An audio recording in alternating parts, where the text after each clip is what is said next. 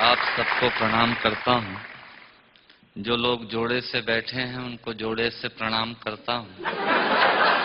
जो विवाहित किसी कारण से अकेले बैठे हैं उनसे निवेदन करता हूँ कि घर जाकर मेरी तरफ से चरण स्पर्श पहुंचाएं। जो कुंवारे बैठे हैं उनको इलू इलू करता हूँ। उन लोगों को विशेष प्रणाम करता हूँ जो सहारा श्री अमर सिंह जी, मुलायम सिंह जी के प्रोटोकॉल में यहाँ जबरदस्ती फंसे हुए हैं, जिनका कविता से कोई लेना देना नहीं है। मैं उनको प्रणाम करता हूँ। उन लोगों को स्पेशल प्रणाम करता हूँ जो भोजन के चक्कर में ये भजन का आनंद ले रहे हैं।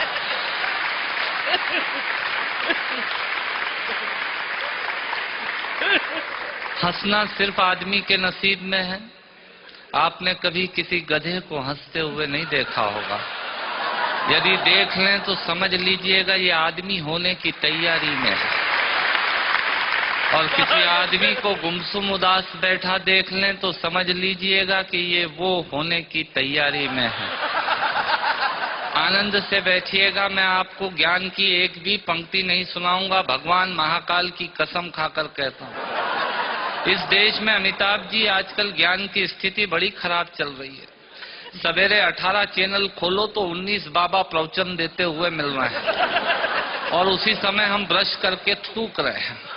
भारतीयों का कुछ हिसाब किताब समझ में नहीं आता। भारतीय आदमी अपने तरीके से जिंदगी जीता है। सहारा श्री बैठे हैं, मैं आपको बताना चाहता हूँ भारतीय आदमी होता क्या है। बेसिकली भारतीय आदमी वो होता है जो टूथब्रश के आगे वाले हिस्से के खराब हो जाने के बाद चाकू को गर्म करके उस पोर्शन को काटता है और बचे हुए हिस्से से पजामे में नाड़ा डालने का यंत्र बनाता है। मुझे होता है भारतीय आदमी। इधर से तालियां कम बज रही हैं, इधर का मामला ठीक है।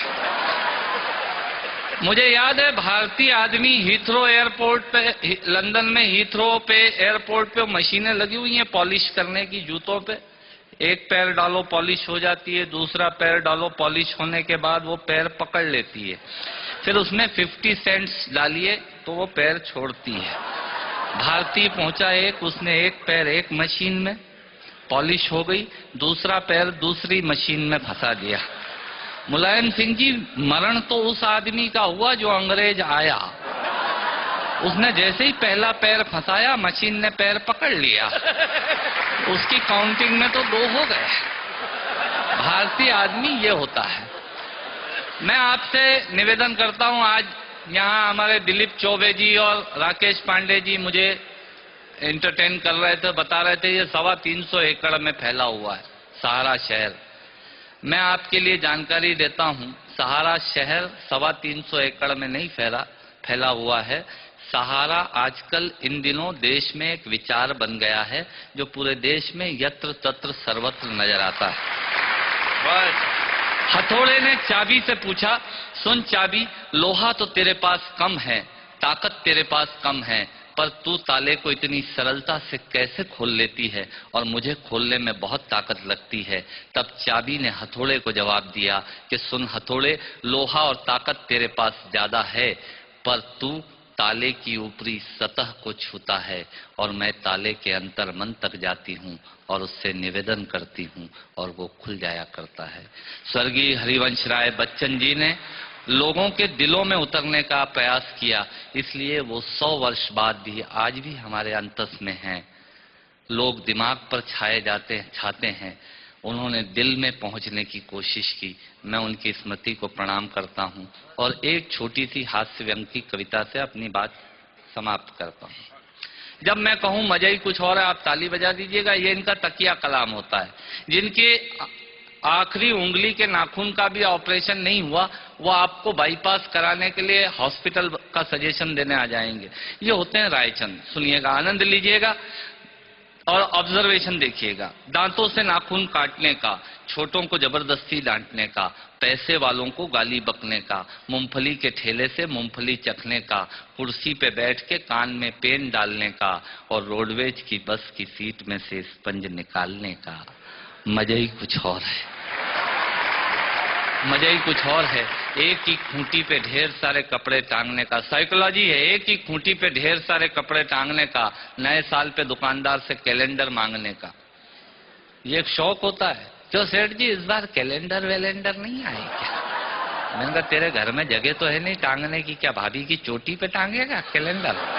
पर आदमी मांगता जरूर है, फोकट की डायरी और कैलेंडर मांगने का। एक ही खूंटी पे ढेर सारे कपड़े टांगने का, नए साल पे दुकानदार से कैलेंडर मांगने का, चलती रेल में चढ़ने का, दूसरों की चिट्ठियां पढ़ने का, मांगे हुए स्कूटर को तेज भगाने का, और खुद को नींद नहीं आने पे पत्नी को जबरदस्ती जगाने का।